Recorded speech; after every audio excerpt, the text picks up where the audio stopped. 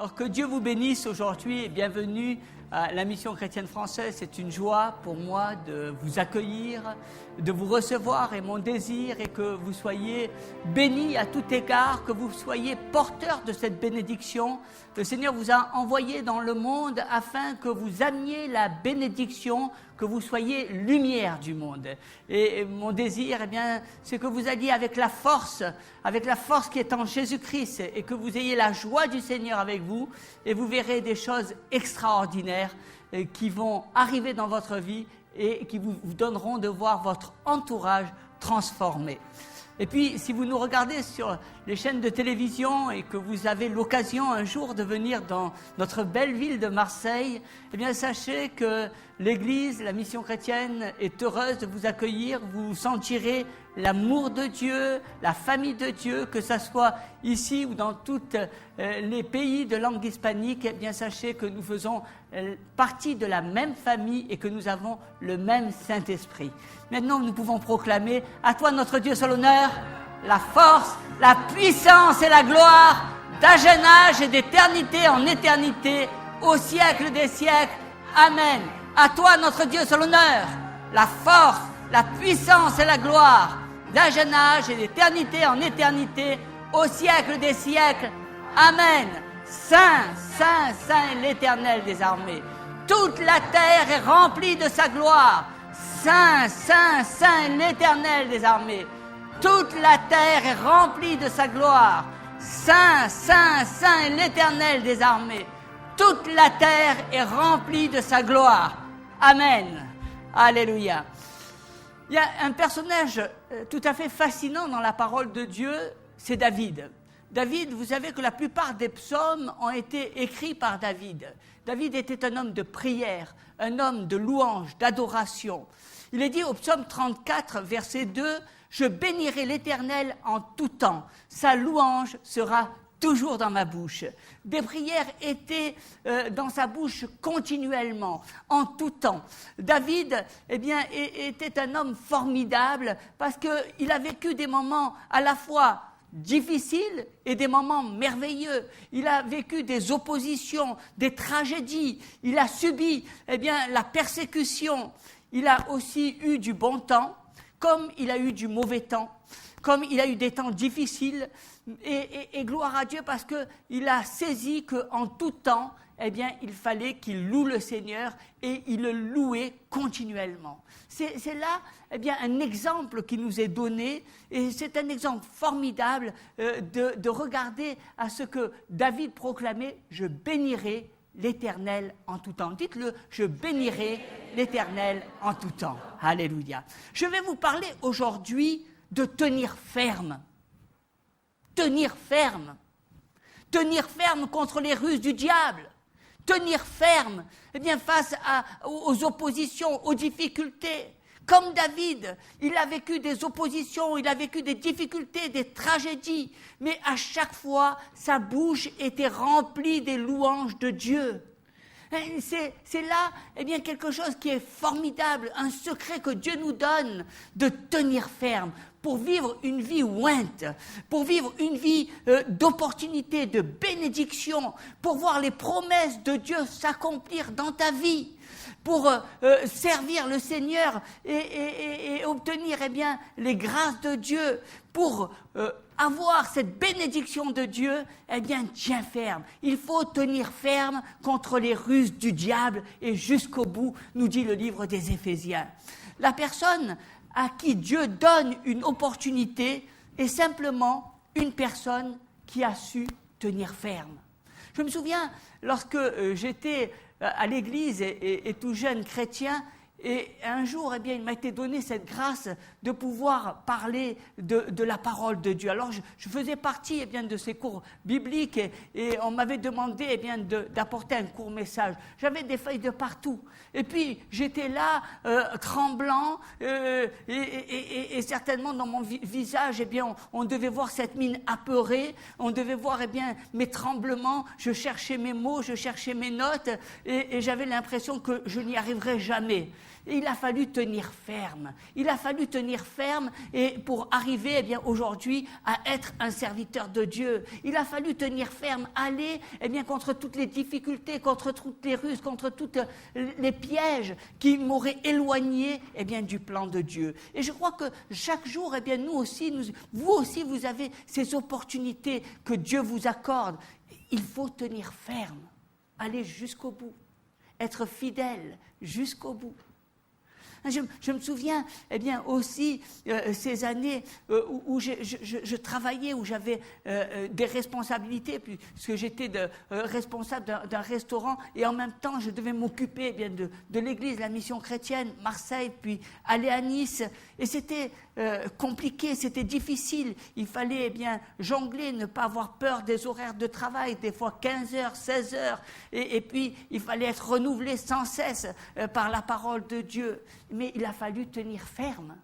Il a fallu tenir ferme. J'aurais pu, eh bien, à de multiples raisons, à des temps, eh bien, baisser les bras, lâcher prise. Hein, il y a combien de personnes qui m'ont dit, mais tu aurais bien fait de lâcher prise. Comment tu as pu faire pour agir et maintenir toutes ces choses-là en même temps? Et parce que Dieu nous demande de tenir ferme. Combien d'embûches, combien d'oppositions, combien eh bien, de difficultés. Je me souviens une année où le Seigneur m'avait mis à cœur eh bien, de travailler dans l'unité des églises et de rapprocher toutes ces églises de cette région. Et j'avais à cœur eh bien, d'inviter cet homme de Dieu qui est mondialement connu, Benny Hinn, et d'organiser eh bien, cette convention que nous avons faite dans l'année 2002. Et je dirais qu'au départ, avec un vent de personnes favorables, mais très vite des serviteurs de Dieu qui se sont rétractés, la peur qui les a envahis. Et moi-même étant attaqué eh bien, au travers de ma propre vie, au travers de mes propres difficultés avec un décès familial. Mais il a fallu eh bien, un appel téléphonique d'un homme de Dieu qui m'a dit « Mais Bernard, est-ce que tu le ressens dans ton cœur ?» Et je lui ai dit « Oui ». Et alors, il me dit « Fais-le ». Et cette convention a eu lieu et elle a attiré 8000 personnes. Combien d'oppositions, combien de ruses du diable, combien de manœuvres qui auraient pu faire échouer ce projet. Un projet eh bien, qui a porté cette ville de Marseille au regard de tout le milieu évangélique de France. Hein, il n'y a pas eu une réunion aussi grande eh bien, pendant des années dans ce pays. Tenir ferme. Tenir ferme, ne pas se laisser décourager, aller jusqu'au bout. C'est là eh bien, une clé que Dieu nous donne, une clé qui va nous permettre d'avoir des victoires. Simplement, tu n'as pas grand-chose à faire. C'est Dieu qui agit. Mais toi, tu as à tenir ferme. Tu as à ne pas vivre les découragements. Tu as à ne pas baisser les bras. Tu as à continuer le bon combat de la foi. C'est à cela que le Seigneur t'appelle. La Bible nous dit dans la première lettre aux Thessaloniciens, chapitre 2, verset 18, « Aussi voulions-nous aller vers vous, du moins, moi, Paul, une et même 2 fois, mais Satan nous en a empêchés. » J'étais surpris par cette parole. Vous voyez, combien de fois le malin eh bien, nous empêche de faire ce qu'on veut faire? Combien, lorsque nous avons dans notre cœur le désir de servir Dieu ou de faire quelque chose eh bien, pour le royaume de Dieu, combien de fois nous voyons des oppositions? Combien de fois vous avez été, obligé de ne pas venir un dimanche ou avoir des cris de colère ou autre pour vous empêcher eh bien, d'être dans cette famille de Dieu? Hein, vous voyez combien le malin, combien le diable agit et essaye eh bien, de briser cette communion, de briser cet amour fraternel, de briser l'œuvre du royaume. Hein, l'ennemi, tenir ferme contre les ruses du diable. Tenir ferme, résister au diable et il fuira loin de vous, nous dit la parole de Dieu. Hein, l'ennemi ne veut pas que nous tenions ferme. L'ennemi eh bien, voudrait te voir abattu. L'ennemi désirait te voir découragé. L'ennemi voudrait eh bien, que tu ne viennes pas à l'église.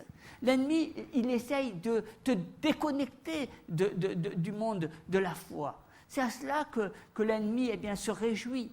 Et toi, tu dois apprendre simplement à tenir ferme. ferme, malgré les découragements, malgré les peines, malgré les obstacles, malgré toutes les difficultés, malgré toutes les combines qui sont faites quelquefois contre toi, malgré les rumeurs, malgré les colères, tout cela doit te donner encore plus cette conviction de tenir ferme.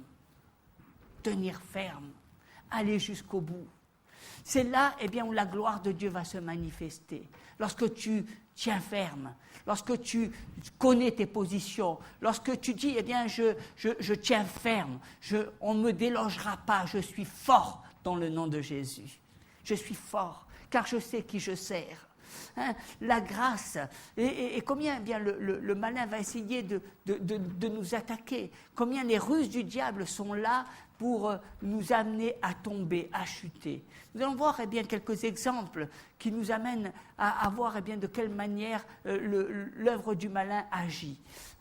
Souvent, lorsque nous sommes offensés, et je me souviens d'un voisin qui était là, et à chaque fois que je descendais, un directeur fait exprès, je prenais l'ascenseur, et à chaque fois j'avais cette même personne qui me regardait méchamment, d'ailleurs me dire, mais celui-là, et puis j'étais là en train de penser aux choses de Dieu, j'étais là en train de rêver du royaume, de ce que nous allons faire dans l'église, etc. Deux fois je m'entretenais de toutes les merveilles, et juste à ce moment-là, chaque fois que j'étais dans cette relation de parler de Dieu, de me réjouir des choses de Dieu, j'avais toujours cette personne qui était là. Alors j'étais là et quelquefois, c'est difficile, vous savez, vous avez beau louer la personne, vous avez béni là, mais vous avez quand même ce ressentiment dans votre cœur. Il y a la chair qui est là, et à un moment donné, je dis Seigneur, bénis cette personne. Moi, ce que je recherche, c'est ta grâce. Alors, au lieu de vivre dans l'animosité, j'ai recherché la grâce de Dieu. Vous savez, la grâce, nous permet de voir tout l'amour du Père, tout l'amour de Dieu. La grâce, c'est le réconfort de Dieu. La grâce, c'est le parfum, la faveur de Dieu. Et je me réjouis parce qu'à un moment donné, je me suis rendu compte que peu importe les attaques, peu importe les offenses, mais la grâce de Dieu est là pour te réconforter. La grâce de Dieu est là pour te donner de l'avant et pour continuer à te réjouir dans l'œuvre de Dieu. Il nous est dit dans le psaume 23, et vous le connaissez tous, l'Éternel est mon berger, je ne manquerai de rien.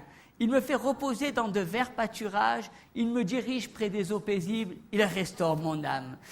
J'espère que le grand pasteur qui mène aux eaux tranquilles est dans ta vie. Est dans ta vie. Celui qui t'amène, dans ces eaux tranquilles.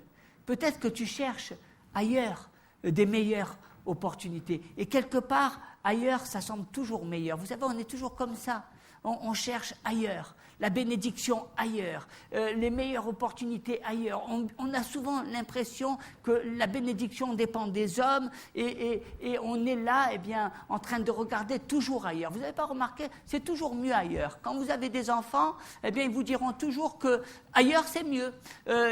Ailleurs, la maman de cette personne, elle cuisine mieux. Ailleurs, la chambre, elle est mieux rangée. Ailleurs, c'est toujours mieux. Et finalement, on cherche toujours ailleurs. On a toujours cette pensée qu'ailleurs, c'est mieux. Alors, on recherche, l'ailleurs. Mais le grand berger qui est dans ta vie, lui, il te donne ses verts pâturages. Il te donne, ses eaux tranquilles. Vous savez, ces verts pâturages, tu les as. Ils sont tout autour de toi. Et quand tu cherches ailleurs, ces verts pâturages, tu n'as plus le temps de t'en occuper. Et ils commencent à jaunir. Il commence à se faner. Ces eaux tranquilles, où tu es, quand tu cherches ailleurs, souvent, tu vas récolter des tempêtes. Dieu nous invite à regarder. Ce berger qui te conduit, il te conduit dans des verts pâturages. Apprécie ces verts pâturages. Réjouis-toi. Moi, je bénis le Seigneur parce que souvent, lorsque nous sommes dans de verts pâturages, dans des eaux tranquilles, nous oublions quelque chose qui est essentiel. Il restaure mon âme. Sa grâce restaure mon âme. Il restaure mon âme. Il restaure ton âme. Il restaure tout ce qui t'a outragé, tout ce qui t'a offensé. Cet homme, peut-être qui était dans l'ascenseur le matin et qui te regardait avec des yeux sournois, eh bien, il restaure mon âme. Il a restauré eh bien, toute cette animosité. Il a restauré tout cet esprit de querelle. Il a fait de moi eh bien, cet homme qui le regarde en n'ayant plus aucun sentiment de colère ou de violence. Vous voyez, comme Dieu transforme. Lorsque tu es dans ces verts pâturages. Bien souvent, on se rend compte, et c'est un drame même que vivent les églises. Moi, je suis pour l'unité des églises, et j'aime quand nous travaillons ensemble et quand nous donnons une même association. Mais combien, eh bien, nous voyons des personnes qui vivent dans l'infidélité. Le signe de la garantie d'une bonne église, vous savez, c'est quoi? C'est de savoir eh bien, qu'il y a des personnes dans cette église qui sont là depuis plus de 50 ans. Ça montre eh bien, la fidélité. C'est pas quelque chose, mais vous savez que c'est quelque chose d'important. Quelqu'un qui vous dit aujourd'hui, eh bien, je suis marié depuis 50 ans, chapeau. Il y a tant de divorces, tant de séparations. Chapeau. Nous vivons dans un monde où la fidélité se perd. Et Dieu nous invite eh bien, à tenir ferme. Souvent, on a l'impression que quand on voit quelqu'un qui est ancien dans l'Église, on se dit, mais il est là, il fait partie des meubles. Il fait partie de la vie. Mais on est tellement content de voir eh bien, ces personnes qui font partie de cette vie, de cette sérénité, de cette tranquillité. Sachez qu'eux aussi ont vécu des combats. Sachez qu'ils ont eu des luttes, ils ont eu des oppositions, ils ont vécu des tragédies, des moments eh bien, difficiles et des bons moments. Mais ils ont su tenir ferme. Et le fait que vous les voyez chaque dimanche, eh bien, vous montre la fermeté qu'ils ont dans leur foi, dans leur attachement au corps de Christ. Savoir tenir ferme. Bien souvent, vous savez aussi, c'est un test. Dieu nous fait passer des tests. Quand nous sommes fidèles, eh bien, c'est un test. Combien de fois tu aurais eu l'occasion de te séparer de ton mari? Combien de fois tu aurais eu l'occasion de te séparer de ton épouse? Parce que eh bien, tu étais en désaccord, parce que vous n'étiez pas content, vous n'étiez pas sur la même longueur d'onde. Combien de fois eh bien, tu aurais pu choisir la séparation? Mais il a fallu eh bien, que tu passes par le test de la fidélité. Et il a fallu que tu prennes conscience que la fidélité était bien plus importante que les points de désagrément ou de discorde. Il a fallu passer par le test. On veut tout de suite.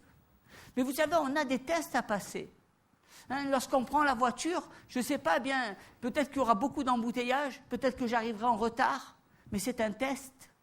Est-ce que je vais m'énerver? Est-ce que je vais être en colère? Est-ce que je vais rater mon rendez-vous? Je dois apprendre à tenir ferme, à continuer, à eh bien, surmonter cet esprit de colère, cette animosité. Je dois apprendre à maîtriser mes émotions. Je dois apprendre. C'est là quelque chose de formidable que le Seigneur nous donne. Et combien de fois j'ai vu des personnes eh bien, tomber, chuter, parce qu'ils n'ont pas su résister, ils n'ont pas su tenir ferme. Et combien de fois j'ai vu des personnes eh bien, qui étaient dans l'Église depuis de nombreuses années s'éloigner de Dieu, parce qu'ils n'ont pas su tenir ferme, retourner dans le monde, parce qu'ils ont été découragés. Est-ce que David n'a pas été découragé? Est-ce que Moïse n'a pas été découragé? Est-ce que Jésus n'a pas été découragé? Ils ont tenu ferme. La Bible nous dit dans le livre de l'Exode au chapitre 3, verset 1, Moïse faisait paître le troupeau de Jéthro, son beau-père, prêtre de Midian, et il mena le troupeau derrière le désert et vint à la montagne de Dieu à Horeb. Moi, j'ai été surpris parce que vous savez que ce peuple de Dieu a vécu eh bien, l'esclavage pendant 400 ans, 40 ans dans le désert, et puis il nous est parlé eh bien, de Moïse qui va faire paître le troupeau et où derrière le désert.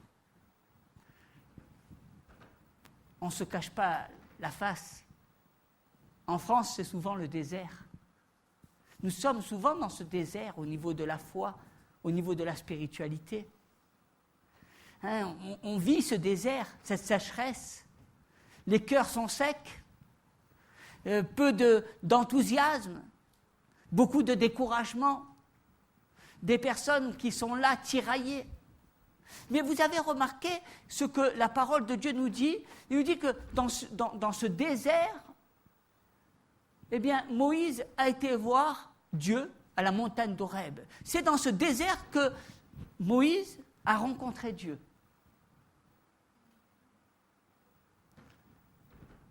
Bien souvent, le Seigneur nous amène dans des déserts.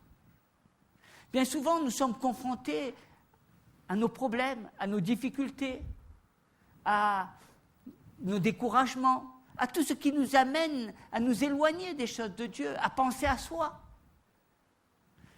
Bien souvent, nous sommes dans des terres arides, sans eau. Mais c'est à ce moment-là que nous avons besoin de rencontrer Dieu.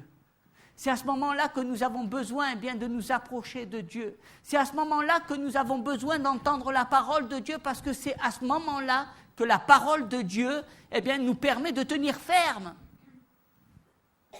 Combien de personnes se sont éloignées de Dieu parce que ça n'allait pas dans leur vie, parce qu'ils ne vivaient pas l'amour fraternel dans leurs relations. Combien de personnes ont vécu des désagréments et se sont éloignées, ont baissé les bras au moment même où ils devaient tenir ferme et s'approcher de Dieu.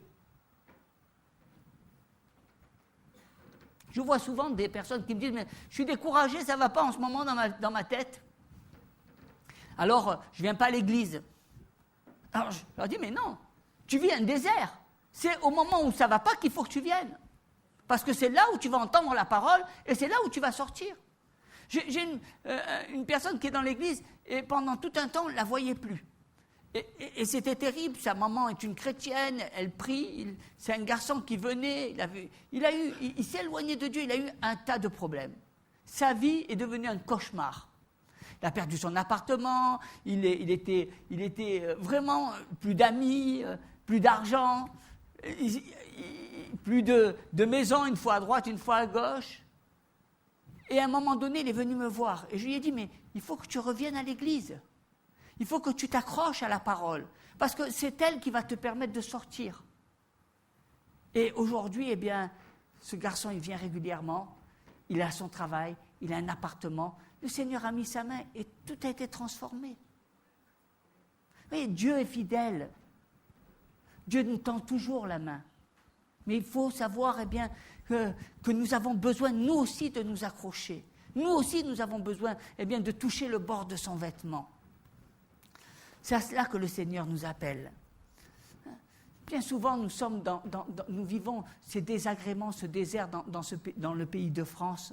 Combien je vois des personnes qui vivent découragées, combien je vois des personnes qui s'arrêtent de tenir debout, qui préfèrent abandonner. Combien je vois de personnes qui n'ont plus cet engouement de se voir et de vivre cette fraternité. Combien je vois ce monde qui devient de plus en plus sec.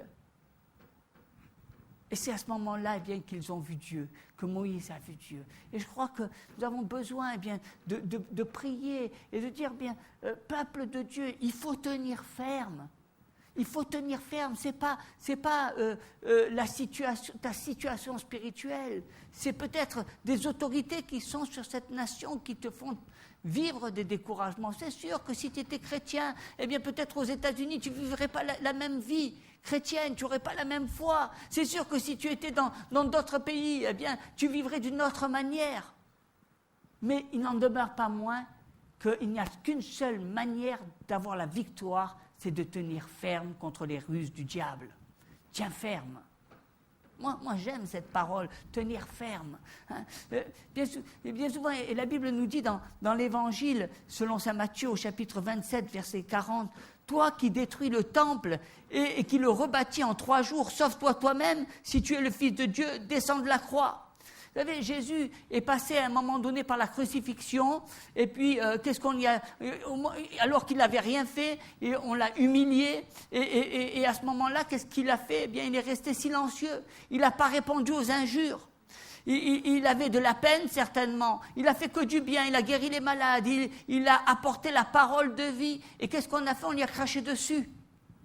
Vous savez, le monde ne change pas. Combien de fois, tu as vécu des choses que Jésus a vécues? Combien de fois tu as eu de la peine dans ton cœur? Combien de fois, on t'a critiqué? Combien de fois on t'a humilié? Combien de fois on a dit des paroles qui n'étaient vraiment pas flatteuses sur toi? Sache que tu es comme Jésus. Il a supporté toutes ces choses. Mais rappelle-toi que Jésus a été maltraité injustement pour que tu sois justifié. Il est ta justification. N'écoute pas les rumeurs, n'écoute pas toutes ces paroles qui vont te faire de la peine et qui vont t'empêcher de poursuivre ton chemin, d'aller encore plus loin dans le plan de Dieu. N'écoute pas toutes ces paroles qui vont montrer à quel point tu es rejeté. Continue. Jésus a continué cette œuvre. Il a marché, sachant qu'il a fallu qu'il résiste à tout cela. Et je vois que le Seigneur nous appelle à continuer, à tenir ferme contre ces ruses. Combien de fois tu aurais tendance à baisser les bras? Combien de fois tu aurais tendance à te décourager? Combien de fois tu aurais tendance à dire, je tire un trait sur les choses de l'Église? Combien de fois tu n'as pas senti cet amour? Mais le Seigneur t'appelle à tenir ferme, parce que lui a tenu ferme. Et il a eu la victoire. Il a eu la victoire. Et moi, je bénis le Seigneur, parce que lorsque tu tiens ferme, le ciel tout entier est ouvert. La gloire de Dieu se manifeste. Et tu sais, à ce moment-là, que tu es le porteur de cette bénédiction et que tu vas accomplir l'œuvre à laquelle Dieu t'appelle. Dieu a un projet pour toi. Tu as peut-être un mari, des enfants, un travail, tu as un tas de choses, mais Dieu a un projet pour toi. Il veut que tu le serves. Il veut que tu ne te cherches pas sans arrêt des excuses pour le servir. Il veut que tu rentres dans le plan qu'il a pour toi. Tu es une bénédiction pour les autres. Ne laisse pas cette bénédiction, se périmer, moisir. Mais sois la bénédiction. Sois cette bénédiction que Dieu a donnée aux hommes. Sois cette bénédiction qui apporte que tu es celle de la terre. C'est à cela que le Seigneur t'appelle.